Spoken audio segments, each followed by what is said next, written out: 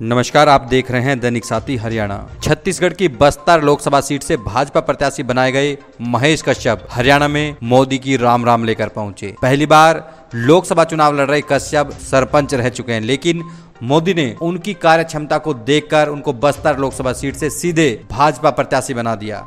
कश्यप बस्तर क्षेत्र में लंबे समय तक धर्मांतरण के खिलाफ लड़ाई लड़ते रहे हैं। विश्व हिंदू परिषद और बजरंग दल के सक्रिय सदस्य व इन संगठनों में विभिन्न पदों पर काम कर चुके महेश कश्यप को धर्मांतरण के खिलाफ लड़ाई लड़ने का इनाम मिला है। जगदलपुर ब्लॉक के ग्राम कलचा के निवासी 48 वर्षीय महेश 1996 में बजरंग दल के जिला संयोजक बने थे। अब हरियाणा के गुरुग्राम व रोहतक लोकसभा क्षेत्र में सैनिक परिवारों से मिल रहे हैं। वहीं दूसरी ओर विभिन्न वर्गों में जाकर संविधान खतरे में नहीं है, इसको भी समझा रहे हैं। छत्तीसगढ़ से रेवाड़ी पहुंचे महेश कश्यप ने बस्तर में नक्सलवाद व धर्मांतरण पर कांग्रेस की भूमिका सहित तमाम ज्वलंत मसलों पर बेबाकी से अपनी राय रखी। महेश जी, आप हरियाणा में पहुंचे हैं छत्तीसगढ़ से, क्या मकसद है और क्या अभी यहाँ पर आपको मिल रहा है कि आप लोगों के बीच जा भी रहे हैं? देखिए, भारतीय जनता पार्टी के तरफ से हम लोग हरियाणा के वीरों की धरती में हम लोग आए हैं। जैसे कि यहाँ हरियाणा के लोग चाहे भारतीय सेना में हो, बीएसएफ में, पूरे देश में सेवा देते रहते हैं। और हमारे देश के यशस्वी प्रधानमंत्री नरेंद्र मोदी जी ने जब इस देश के प्रधानमंत्री चुने गए और आज उनका 10 साल होने जा रहा है और तीसरी बार प्रधानमंत्री बनाने के लिए हम सब लोग देश के लोग मोदी जी के ओर देख रहे हैं, क्योंकि मोदी जी ने जो अभी नारा रखा है अब की बार 400 पार, और मोदी जी ने जो कार्य जो भूतोना भविष्य जो काम करके दिखाया, जैसे भारत माता का हमारे मुकुट जम्मू कश्मीर को कहा जाता है, जिसमें धारा 370-35 है, जैसा काला कानून को उन्होंने मिनटों में ख़त्म कर दिया और भारत माता का गौरव बढ़ाया। इसलिए मोदी जी के गारंटी पर पूरा देश के भरोसा है। और हमारे बस्तर जैसे क्षेत्र में जो नक्सलवाद से पीड़ित क्षेत्र है, वहाँ के लोगों को भी मोदी जी के ऊपर भरोसा है और पूरे देश के लोगों को मोदी जी के गारंटी के ऊपर भरोसा है। और मोदी जी ने ऐसे ऐसे काम कर दिया जो भारत हमारे जो देश का जो पहचान पूरे विश्व में जो गौरव बढ़ा है। तो ऐसे मोदी जी को तीसरी बार प्रधानमंत्री बनाने के लिए हम सब लोग बस्तर क्षेत्र से आए हैं। और बस्तर और खासकर मैं एक बस्तर क्षेत्र का छोटा सा गांव का, मुश्किल से 60-65 घर मेरा गांव होगा। मैं एक सामान्य किसान परिवार का बेटा हूं और मुझे बस्तर लोकसभा क्षेत्र से प्रत्याशी बनाया गया है। और मैं समझता हूं इसलिए मुझे बनाया गया है क्योंकि मोदी जी का दिव्य दृष्टि को मैं नमन करता हूं, हमारे अमित शाह, जेपी नड्डा जी का, क्योंकि मोदी जी स्वयं चाय बेचते बेचते प्रधानमंत्री बन सकते हैं, तो मेरे जैसा गांव गरीब किसान का बेटा को भी इस देश का लोकतंत्र का मंदिर का प्रतिनिधित्व करने का अवसर मिल सकता है। ये भारतीय जनता पार्टी में संभव हो सकता है। इसलिए हम यहाँ के जो पूर्व सैनिक या जो देश सेवा में काम करने वाले लोगों को परिवार से मिलने और उनको प्रणाम करने के लिए हरियाणा में आए हैं। हम अभी कुछ आप जानकारी जुटा रहे थे, तो आप पता लगे कि पहले आप सरपंच रहे हैं, आर्थिक स्थिति भी बहुत बेहतर नहीं थी, सीधे आप कैंडिडेट बना दिए गए। किस तरह से देखते हैं इसको? अब हरियाणा में आप अपनी बात लेकर पहुंचे। देखिए, भारतीय जनता पार्टी में ही ये सब संभव है, क्योंकि गांव गरीब किसान के बारे में अगर कोई पार्टी सोच सकता है या कोई पार्टी सबका साथ सबका विकास का उद्देश्य लेके सकता है, वो भारतीय जनता पार्टी है। इसलिए मेरे जैसा गांव, एक छोटा सा गांव, एक गरीब परिवार का बेटा को अगर भारत का लोकतंत्र का मंदिर का प्रतिनिधित्व करने का अवसर मिल सकता है, तो भारतीय जनता पार्टी के में ही संभव हो सकता है। इसलिए मुझे टिकट मिला। और हरियाणा जैसे एक शिक्षित, साक्षर और पढ़ा लिखा और देशभक्ति वाला क्षेत्र है, ये वीरों की धरती है। यहाँ के लोग भारतीय सेना में हो, चाहे हमारे सीआरपीएफ में, हमारे बस्तर जैसे नक्सल प्रभावित क्षेत्र में यहाँ के लोग सेवा दे रहे हैं, हमारे बॉर्डर में दे रहे हैं, तो उन परिवार के माताओं को, उन वीर पुरुषों के धरती को हम प्रणाम करने और उनको आग्रह निवेदन करने के लिए यहाँ हम लोग आए हैं। हरियाणा, खासकर दक्षिण हरियाणा वीरों की खान माना जाता है, मतलब सैनिकों की खान माना जाता है। प्रधानमंत्री नरेंद्र मोदी पहली रैली यहीं से की थी जब वो प्रधानमंत्री के लिए नॉमिनेट हुए थे। किस तरह से आप लोग आज कोसली में आप गए भी थे, तो मकसद क्या है कि आप सैनिक बाहुल्य क्षेत्र है उसमें ही आपकी ड्यूटी लगाई गई, आप वहां पर क्या मैसेज देना चाहते हैं? देखिए, 2014 से पहले मनमोहन सिंह इस देश के प्रधानमंत्री हुआ करते थे। हम वायरल वीडियो देखते थे, हमारे देश के वहाँ के आतंकवादी लोग हमारे सैनिकों का सिर कलम करके फुटबॉल खेल के वीडियो वायरल होता था।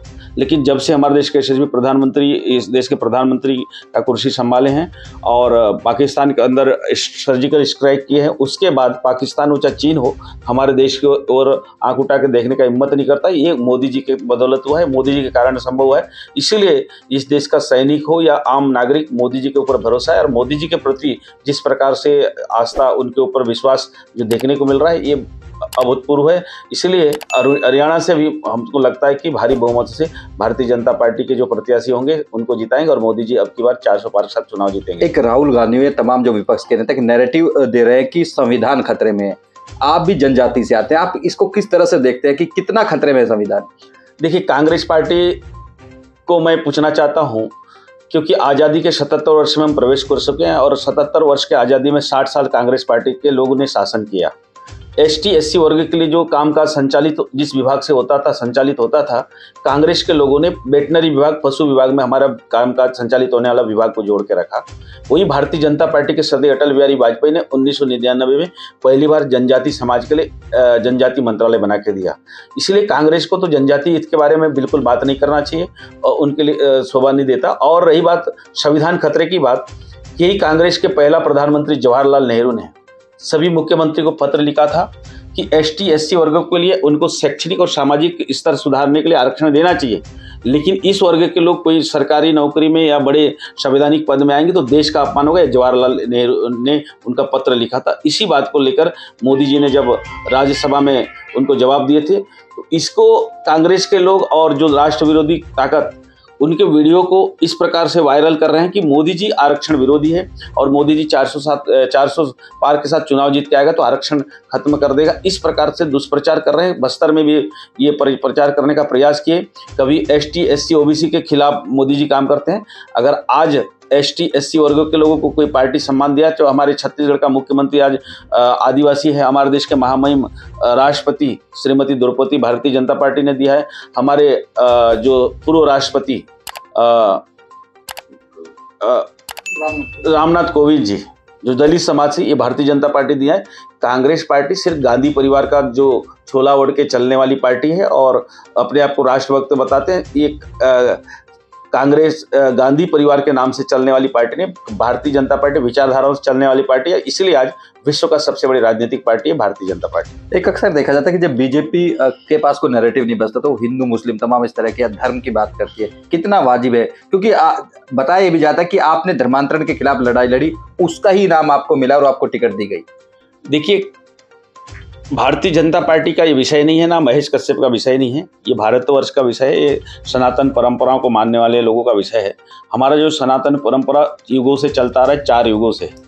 आज चाहे कोई भी धर्म हो, चाहे ईसाई हो, इस्लाम हो, जो भी धर्म इस दुनिया में है, उनका अगर उम्र अवधि देखेंगे तो मुश्किल से 2000 साल। लेकिन हमारे लोगों ने कभी उनके धर्म के खिलाफ काम किया ना हम कर रहे हैं। लेकिन हमारी संस्कृति, हमारी परंपरा, हमारे रीति रिवाज के खिलाफ कोई अगर काम करेगा तो उसको रक्षा करने का भी जवाबदारी हमारा है और इस देश के हर व्यक्ति का है। इसलिए बस्तर जैसे क्षेत्र जो 800 साल मुगलों के शासन इस देश में हुआ, 200 साल अंग्रेजों का शासन हुआ, लेकिन बस्तर केरल राज्य से बड़ा, इजराइल बेल्जियम से बड़ा क्षेत्रफल होने के बाद भी वहाँ ईसाईयत का प्रभाव नहीं था, ना इस्लाम का प्रभाव नहीं था। लेकिन आज जिस प्रकार से धर्मांतरण हो रहा है, कहीं ना कहीं ये जो इस देश के सत्ताधारी लोगों का इनका संरक्षण था, जिसके चलते स्थिति बना है, लेकिन उसको रक्षा करने के लिए भी वहाँ के स्वपुर्त, वहाँ के जनजाति समाज के लोग, वहाँ के समाज के लोग स्वपुर्त खड़े होकर आज उसका विरोध कर रहे हैं। इसलिए कोई महेश कश्यप या भारतीय जनता पार्टी का विषय नहीं है। हाँ, निश्चित ही हमारे भगवान राम का मंदिर 1528 ईस्वी में जो तोड़ा, बाबर के सेनापति मीर बाकी के द्वारा तोड़ के बाबर मस्जिद बनाया गया था, उसके लिए हमारे पूर्वजों ने 500 साल के इतिहास में 76 बार लड़ाई किया और 4.5 लाख लोग बलिदान दिए। उसके बाद भी जो काम संभव नहीं हुआ, उसको आदरणीय मोदी जी ने उसको संभव करके दिखाया और 22 जनवरी को भगवान राम का मंदिर का प्राण प्रतिष्ठा करके विश्व को हमारे सनातन धर्म का गौरव बढ़ाया है। आप ऐसे क्षेत्र से आते हैं जहाँ पर नक्सलवाद हमेशा, अक्सर टीवी चैनल्स देख लें, अखबार देख लें, इस तरह की घटनाएं थी। मोदी सरकार के बाद कोई बदलाव आया या फिर क्या कुछ किस तरह से देखते हैं आप इसको, और क्यों खत्म नहीं हो पा रहा है? देखिए, भारतीय जनता पार्टी नक्सलवाद हो, आतंकवाद हो, जो भी राष्ट्र विरोधी ताकत है, उसको खत्म करने के लिए हर समय संकल्पबद्ध है, दृढ़ संकल्पबद्ध है। आपने देखा होगा जम्मू कश्मीर जिस प्रकार से पत्थरबाजी चलता था, आज पत्थरबाजी खत्म हो चुका है। बस्तर में हमारा इससे पहले राज्य में हमारे 15 साल का भारतीय जनता पार्टी की सरकार रहा, लगातार नक्सलवाद के खिलाफ हमारा मुहिम चलता रहा, लड़ाई लड़ते रहे।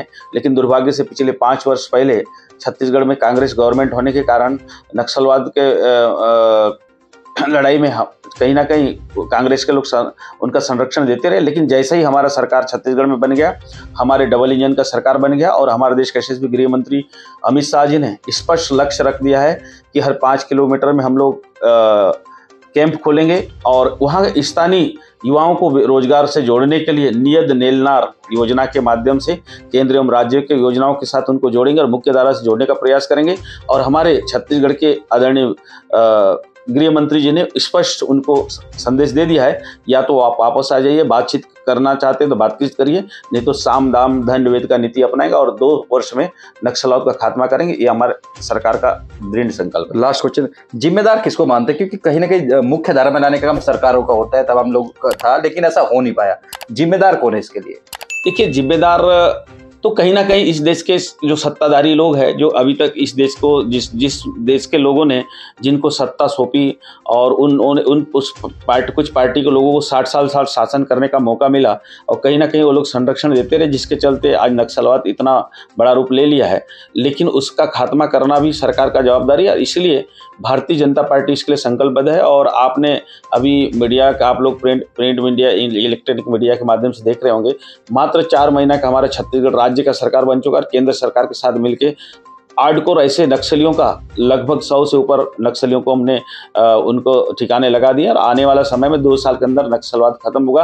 पूरा गारंटी के साथ मोदी जी और हमारे अमित शाह जी ने बस्तरवासी को आश्वासन दिया है, तो उसको पूरा करेंगे। हरियाणा के सैनिकों को राम राम लेके आप पहुंचे, किस तरह का आपको उनकी राम राम स्वीकार की जा रही है? क्योंकि आप लोगों के बीच में कोसली में गए भी हैं।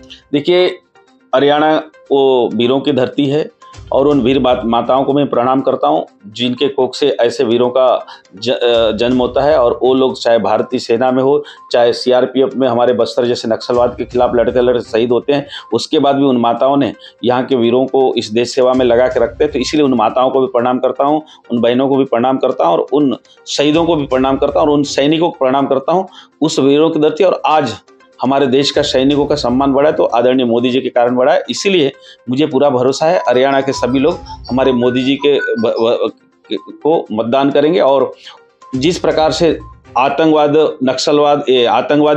संगठनों के द्वारा, आतंकवादी के द्वारा हमारे सैनिकों के साथ जिस प्रकार से दुर्व्यवहार होता था, आज वो शान से हमारे सैनिक सीना तान के बॉर्डर में खड़े हैं। इसीलिए हमारे मोदी जी के ऊपर उनको भी भरोसा है और हमको भी भरोसा है। इसलिए वो सैनिक लोगों को मैं प्रणाम करता हूँ कि उन लोग मोदी जी को जिताने के लिए पूरा सहयोग करेंगे। क्या अपील करेंगे जो यहाँ के, क्योंकि हर घर में यहाँ पे सैनिक हैं, अधिकारी हैं, तो क्या उनको आप अपील करेंगे? आप जा भी रहे हैं उनके बीच में। देखिए, यहाँ के सबसे पहले उन माताओं को, उन बहनों को, उन लोगों को हम अपील करते हैं, क्योंकि कांग्रेस जैसे पार्टी के कारण हमारे बहुत सारे लोगों को शहादत होना पड़ा है, शहादत देते आए हैं। इसलिए और मैं शुरू में ही कहा कि जब कांग्रेस गवर्नमेंट के समय हमारे सैनिकों का सिर कलम करके फुटबॉल खेलते हुए वीडियो वायरल होता था, लेकिन आज वो चीज़ देखने को नहीं मिल रहा है। ये मोदी जी के कारण संभव हुआ है। इसलिए उन माताओं को, उन जो रिटायर फौजी हैं, ऐसे सभी को मैं आह्वान करता हूं कि मोदी जी को इस बार 2024 का जो 18वीं लोकसभा में मतदान करें और मताधिकार का प्रयोग करके मोदी जी को तीसरी बार प्रधानमंत्री बनाएं, ताकि हमारा जो देश है विश्वगुरु बने। आज जो अमेरिका, जो ब्रिटेन हमको गुलाम करके रखा, उसके मुकाबले में हमारा देश बहुत आगे बढ़ चुका है और 5वें स्थान में आया है और आने वाला 2047 में भारत विकसित राष्ट्र बनेगा। इसमें उनका योगदान लगे। इसलिए मैं सभी माताओं को, सभी लोगों को आह्वान करता हूं कि मोदी जी को नाम से भारतीय जनता पार्टी को मतदान करें।